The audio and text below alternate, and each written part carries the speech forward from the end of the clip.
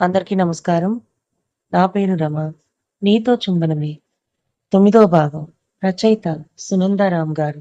రేపు నువ్వు కూడా వస్తే మధుకి కావాల్సినవి చేసి పెడదాం. ఏంటో వచ్చేది మన పిల్లే అయినా కూడా ఏంటో కొత్తగా ఉంది.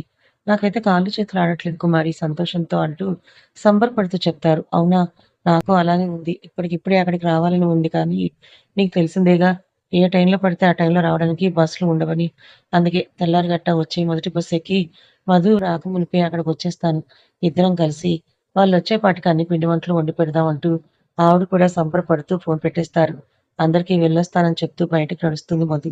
తనతో పాటే సురేఖ గారు కూడా కారు వరకు నడుస్తూ, చూడు బంగారం నిన్ను పంపించడం నాకేమాత్రం ఇష్టం లేదు. కానీ నువ్వు బాధపడతావని ఒప్పుకున్నాను. వీలైనంత త్వరగా రా బంగారం అంటూ మధు చెంప నిమిరి నుదుటిపై ముద్దు పెట్టి తనతో పాటుగా కారు వరకు నడుస్తూ వస్తారు. మధు సురేఖ గారిని కౌగిలించుకొని నవ్వుతూ సరే అత్తయ్య అని చెప్పి వెళ్లి కారులో కూర్చుంటుంది. సిద్ధు కూడా సురేఖ గారికి బాయ్ అని చెప్తూ మధు వైపు ఒకసారి చూసి కార్ స్టార్ట్ చేస్తాడు. ఇద్దరి ప్రయాణం మొదలయ్యింది. దారిలో ఏ ఒక్కరు మాట్లాడాలని అనుకోరు. సిద్ధుకి మధు వెళ్ళడం ఏమాత్రం ఇష్టం లేదు. అలా అని తనని బాధ పెట్టాలని కూడా అనిపించదు. అందుకే తనని ఆగిపోమని చెప్పాలని ఉన్నా చెప్పలేక మౌనంగా ఉండిపోయాడు. సిద్ధు ఆలోచనలో సిద్ధు ఉంటే, ఇటు మధు ఆలోచనలు దానికి భిన్నంగా ఉన్నాయి. ఏంటిది? ఎందుకు నాకింత బాధగా ఉంది వెళ్ళటానికి? మనసుకు చాలా కష్టంగా అనిపిస్తోందేంటి? వింతగా ఈ బాధ. వెళ్ళేది మా ఊరు, మా అమ్మ దగ్గరికే కదా! అయినా కూడా ఎందుకు మనసులో ఈ బాధ? నాకిష్టమైందేదో ఇక్కడే వదిలేసి వస్తున్నట్టుగా మనసు వదిలిపెడుతూ ఉంది. నాకిలా ఉండకూడదు కదా! ఏమైంది బాబు నాకు? సిద్ధు నన్నిక్కడికి తీసుకొచ్చేటప్పుడు ఎంత బాధగా అనిపించిందో, ఇప్పుడు మళ్ళీ నన్ను తిరిగి అదే చోటుకి తీసుకువెళ్తుంటే ఎందుకింత కష్టంగా అనిపిస్తోంది? ఏమైంది? నాకనుకుంటూ సిద్ధు వైపు చూసింది. కానీ సిద్ధు మాత్రం కనీసం తన వైపు చూపుని కూడా తిప్పకుండా పూర్తిగా డ్రైవింగ్ మీద దృష్టి పెట్టాడు. సిద్ధు అలా తనతో మాట్లాడకుండా, తన వైపు కనీసం చూడకుండా ఉండడం మధుకి ఏమాత్రం నచ్చట్లేదిప్పుడు. తనను ఇక్కడికి తీసుకొని వచ్చేటప్పుడు తన పైనుంచి చూపుని కూడా తిప్పని వాడు, ఇప్పుడు కనీసం తన వైపు చూడను కూడా చూడటం లేదు. అది చాలా బాధగా అనిపిస్తోంది తనకి. తన వైపు ఒక్కసారైనా చూస్తాడేమో, తనతో మాట్లాడతాడేమో అని చాలా ఆశగా అతని వైపే చూస్తూ ఉంది. కానీ ఎంతసేపటికి సిద్ధు తనని చూడకపోతుంటే తనకి బాధతో కన్నీళ్ళొస్తున్నాయి. వాటిని బయటకు రానివ్వకుండా కళ్ళు మూసుకొని సీట్ వెనక్కి వాలిపోయింది. మౌనంగా, భారంగా. కానీ తనకి మాత్రం ఏం తెలుసు సిద్ధు తనని జడలు కూడా వేయటం మరిచి ఎదురుగా ఉన్న మిర్రర్‌లో నుంచి చూస్తూనే ఉన్నాడని, తనతో అలా మాట్లాడకుండా మౌనంగా ఉండడం అతనికి ఎంతో కష్టంగా ఉందని. మధు సిద్ధు వైపు చూస్తూ మనసులో ఇలా మధు వెర్షన్ ఇంతలో ఇన్నిన్ని వింతలు. సిద్ధు వెర్షన్‌లో కూడా మధు వైపే చూస్తూ ఇంతలో ఇన్నిన్ని వింతలు అలవాటులో పొరపాటులెన్నో ఇలా ఇద్దరు ఎవరి మనసులో వాళ్ళు పాడుకుంటూ ఉంటారు. మధ్యలో లంచ్ కోసం హోటల్ ముందు కారాపుతాడు సిద్ధు. వెనకే మౌనంగా వెళ్లి కూర్చుంటుంది. ఇద్దరు ఏదో తిన్నామంటే తిన్నామనిపిస్తారు. మధు ఏమన్నా మాట్లాడుతుందేమో అని సిద్ధు ఎదురు చూస్తూ ఉంటాడు. సిద్ధు ఏమైనా మాట్లాడతాడేమో అని మధు చూస్తుంటుంది. అలా ఇద్దరు ఒకరి గురించి మరొకరు ఆలోచిస్తూనే ఒకరితో మరొకరు మాట్లాడుకోకుండానే మౌనంగా తమ ప్రయాణాన్ని పూర్తి చేసుకొని మధు వాళ్ళ ఊరు చేరుకుంటారు. గుమ్మంలోనే వీళ్ళ కోసం ఎదురుచూస్తూ ఉంటారు సునీత గారు, కుమారి గారు. అమ్మా మధు వచ్చేసావా అంటూ మధుని చూడగానే కౌగిలించుకొని అడుగుతారు సునీత, కుమారి గారు. ఎలా ఉన్నావు బాబు? ఇంట్లో అందరూ బావున్నారా? ఆ! అందరం బావున్నాం అత్తయ్య అంటూ లోపలికి కదులుతారు. ఇద్దరిని గుమ్మంలోనే ఆపి ఎర్రనీళ్ళతో దిష్టి తీసి లోపలికి రమ్మని పిలుస్తారు.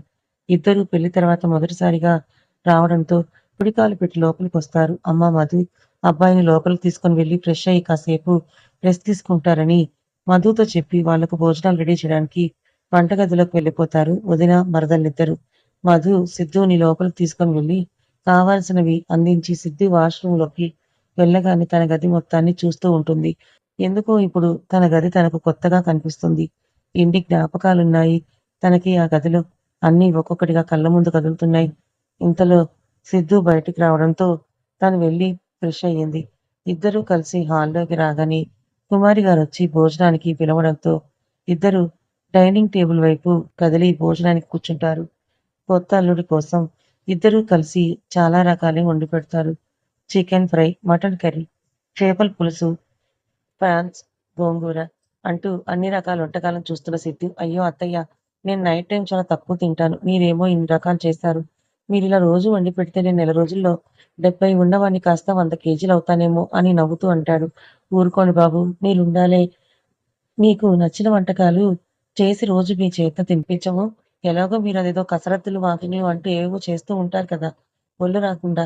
కావాలంటే అవే ఇంకాస్త టైం ఎక్కువ చేసుకోండి అంటూ నవ్వుతారు కుమారి. అయ్యో! మీకిప్పుడే అంత శ్రమ పెట్టదలుచుకోలేదులెండి. నేనప్పుడే బయలుదేరి వెళ్ళిపోవాలని చెప్తూ మధు గుండెల్లో బాంబు వేస్తాడు. అదేంటి ఈ నైట్ కూడా నాతో పాటు ఇక్కడ ఉండరా? అంటూ తినడం ఆపి సిద్ధు వైపే చూస్తుంది. అదేంటి బాబు అప్పుడే వెళ్ళిపోతానంటున్నావు? నువ్వు కూడా మధుతో పాటుగా 4 రోజులు ఉండి వెళ్ళొచ్చు కదా! అంటారు సునీత గారు నొచ్చుకుంటూ. నాకు వెళ్ళాలని లేదత్తయ్య అంటూ తన వైపే చూస్తున్న మధు వైపు చూస్తూ అర్జెంటుగా చేయవలసిన పనులు ఆఫీస్‌లో ఉన్నాయి. అందుకే వెళ్ళడం ఇష్టం లేకపోయినా వెళ్తున్నాను. లేదంటే నాకు నచ్చిన దాన్ని మీ దగ్గరే వదిలేసి వెళ్ళడం నాకు మాత్రం ఇష్టమా అని కానీ తప్పట్లేదు అంటూ మధు కళ్ళల్లోకే చూస్తూ చెప్తాడు. మధుకి కూడా సిద్ధు అప్పుడే వెళ్ళడం ఇష్టం లేదు. కానీ చెప్పాలంటేనే మనసులో ఉన్న మాట గొంతు దాటనివ్వడం లేదు. బాబు మీరు కావాలంటే రేపు పొద్దున్నే వెళ్ళండి కానీ ఇప్పుడు వెళ్ళడానికి మేము ఒప్పుకోము అని చెప్తారిద్దరు గట్టిగా. ఇక సిద్ధు వాళ్ళకి కుదరదు అని చెప్పలేక మధు కూడా ఉండమని చెప్తుందేమో అని తన వైపే చూస్తాడు. కానీ తనేమీ సమాధానం చెప్పకపోయేసరికి కాస్త నిరాశ అతనిలో. సరే అత్తయ్య ఈ నైట్ ఇక్కడే ఉండి రేపు ఎర్లీ మార్నింగ్ స్టార్ట్ అవుతానని చెప్పి హ్యాండ్ వాష్ కోసం వెళ్ళిపోతాడు సిద్ధు. ఉంటానని చెప్పగానే మధులో చెప్పలేని సంతోషం కలిగి సిద్ధుని అప్పటికప్పుడు హగ్ చేసుకొని ముద్దు పెట్టాలనిపించింది కానీ చాలా కష్టంగా తన ఫీలింగ్ ని అణిచిపెట్టుకుంది. సిద్ధు భోజనం చేయగానే గదిలోకి వెళ్ళిపోతాడు. మధు కూడా సిద్ధు వెనకే వెళ్ళాలనుకుంటుంది కానీ అంతలో కుమారి గారు మాట్లాడుతుంటే ఆగిపోతుంది. కానీ తన మనసులో మాత్రం ఎప్పుడెప్పుడు వెళ్ళి సిద్ధుని కలవాలా అని ఉంది. కుమారి గారు ఎంతసేపటికి వదలరే తన అత్తింటి వారి గురించి అడుగుతూ మధ్య మధ్యలో ఆ తిప్పు బామ్మని తిడుతూ మాట్లాడుతూనే ఉన్నారు. తన అత్త మాటలకి కొడుతూనే చూపుని మాత్రం గది వైపుకే సారిస్తుంది. మధుని గమనిస్తున్న సునీత గారు కుమారి పొద్దుటి నుంచి జర్నీ చేసి బాగా అలసిపోయి ఉంటుంది కదా! ఇంకా వారం రోజులు మనతోనే కదా ఉండేది. ఇప్పుడు వెళ్ళి తనని పడుకోనివ్వు. ఇదిగో మధు అల్లుడు గారికి పాలు తీసుకెళ్ళంటూ గ్లాస్ చేతిలో పెట్టి అక్కడి నుంచి పంపిస్తారు. మధు తన తల్లి వైపు కృతజ్ఞతగా చూసి అక్కడి నుంచి గదికి వెళ్ళిపోతుంది. గదిలోకి వెళ్ళిన మధుకి సిధు అప్పటికే అటువైపు తిరిగి పడుకొని కనిపిస్తాడు. దాంతో కాస్త డిసప్పాయింట్ అయినా కూడా మార్నింగ్ నుండి జర్నీ చేసి అలసిపోయి ఉంటాడనుకొని వెళ్ళి పక్కనే పడుకుంటుంది. కానీ ఎంతకీ నిద్ర పట్టదు. సిద్ధు తనని వదిలి వారం రోజులు దూరంగా ఉండబోతున్నాడనే ఆలోచనే తనకు నిద్ర పట్టనివ్వడం లేదు. మరి రేపటి నుంచి ఎలా ఉండాలి సిద్ధు లేకుండా అని మనసులోని బాధపడుతూ సిద్ధు వైపుకు తిరుగుతుంది. అసలేంటి ఈ ఫీలింగ్ నాకు? ఇతను నాకు భర్త కావడం వలన లేదంటే సహజంగా అందరి భార్యల్లాగే పెళ్లి తర్వాత భర్తపై కలిగే ఫీలింగా ఇది? ఇక ఇతనితోనే నా జీవితం ముడిపడిపోయింది. కాబట్టి తప్పక అతన్ని నా మనసులోకి తెచ్చుకుంటూ అతన్ని యాక్సెప్ట్ చేయడం వలన కలుగుతున్న ఫీలింగా? లేక ఇతను నాపై చూపించే ప్రేమకు నేను లొంగిపోయానా? అందుకే ఇతను నా నుండి కొన్ని రోజులు దూరంగా ఉండబోతున్నాడు అంటే బాధ కలుగుతోందా నాకు? రెండింటిలో ఏ కారణం వల్ల నేను బాధపడుతున్నాను? అర్థం కాని ప్రశ్నలు ఒకవైపు మెదడును తొలిచేస్తుంటే, ఇంకోవైపు మనసు రాబోయే అతని ఎడబాటుకి ముందుగానే బాధను తెలియచేస్తుంది. ఇటు మధు బాధలో మధు ఉంటే, తనకు ఆపోజిట్‌గా ఉన్న సిద్ధు పరిస్థితి ఏమీ అందుకు భిన్నంగా లేదు. మధు తనని ఆగిపోమ్మని ఒక్కసారైనా అంటే వినాలని ఎదురు చూస్తున్నాడు. కానీ ఇంత సమయం గడుస్తున్నా కూడా తనతో ఒక్క మాట కూడా మాట్లాడని మధు ప్రవర్తన అతనికి బాధగా అనిపిస్తుంది. ఇన్ని రోజుల్లో నా ప్రేమని నీకు కొన్ని వేల సార్లు చెప్పుంటాను. అది మాటల్లో అయినా, చేతల్లో అయినా. అయినా కూడా నా మీద నీకు ప్రేమ కలగలేదా? అంత తప్పు నేనేం చేశాను మధు? నా వల్ల ఏమైనా పొరపాటు జరిగిందా? కనీసం అదైనా నువ్వు నోరు తెరిచి చెప్పవు. మరి నాకెలా తెలుస్తుంది మధు? ఇలా ఎవరికి వారు తమలో తాము మాట్లాడుకుంటూ బాధపడతారు కానీ ఒక్కరు కూడా నోరు తెరిచి మాట్లాడాలనుకోరు.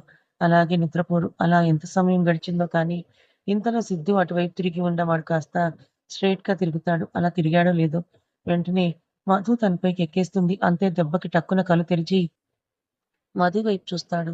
మధు మాత్రం తన బెడ్ పక్కనే గోడపై ఉన్న 2 బలూన్‌లు చూస్తూ భయంతో గట్టిగా తననే పట్టుకొని కనిపిస్తుంది. గోడపై ఉన్న 2 జంట బలులు ఒకదానితో ఒకటి కలబడుతూ, ఒకదానిపై ఒకటి కింద మీద పడుతూ చక్కగా కాపురం చేసుకుంటున్నాయి. వాటిని చూస్తున్న సిద్ధు మీ పనే బావుందే చక్కగా సరసాలాడుకుంటూ కాపురం చేసుకుంటున్నారు. ఇక్కడ మాకు ముద్దులు కూడా కాదు కదా! కనీసం మాటలు కూడా కరువయ్యాయి.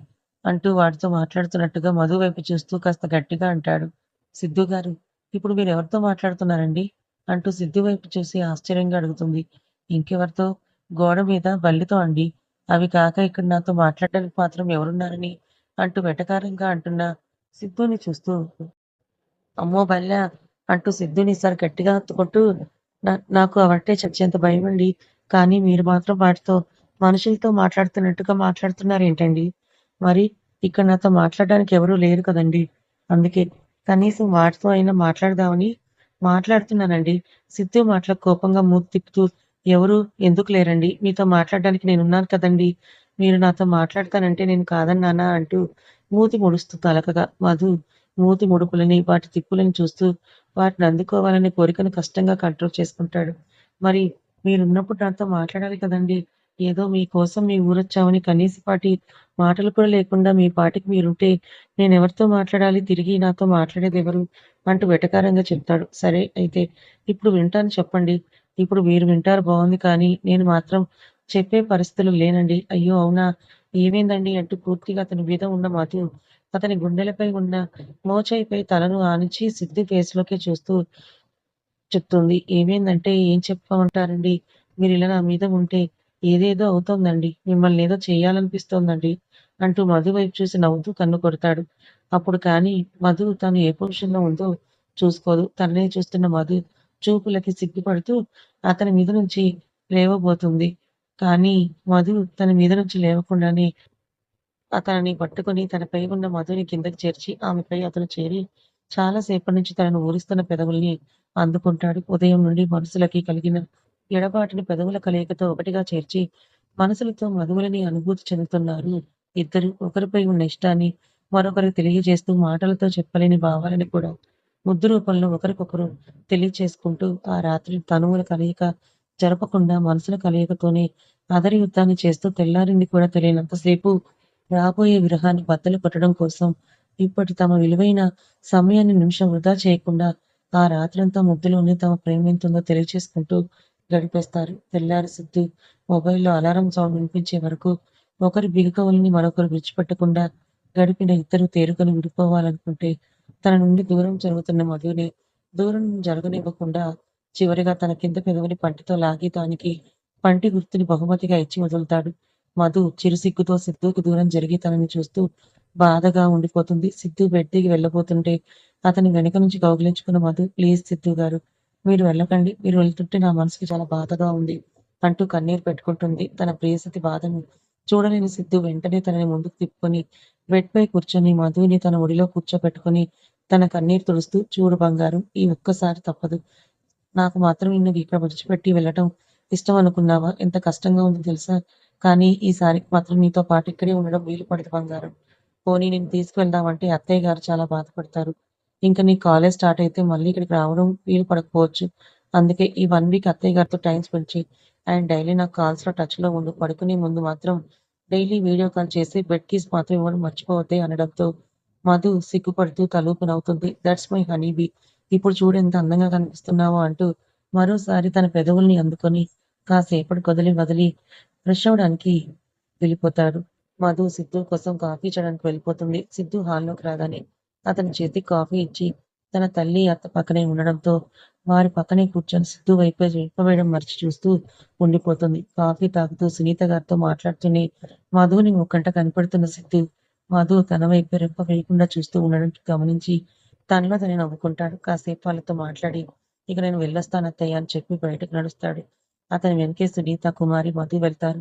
కారెక్కి మధు వైపు ఒకసారి చూసి కళ్ళతో నేను వెళ్ళొస్తానని చెప్పి అందరికీ బాయ్ చెప్పి కార్ స్టార్ట్ చేసుకొని వెళ్ళిపోతాడు. తన కంటికి కనిపించని మేర కార్‌నే చూస్తున్న మధు కార్ తన కనుచూపు దాటి వెళ్ళిపోగానే ఇంట్లోకొచ్చి ఎవరితోనూ ఏం మాట్లాడకుండా తన గదిలోకి వెళ్లి బాధతో వచ్చిన కన్నీటికి స్వేచ్ఛనిస్తుంది.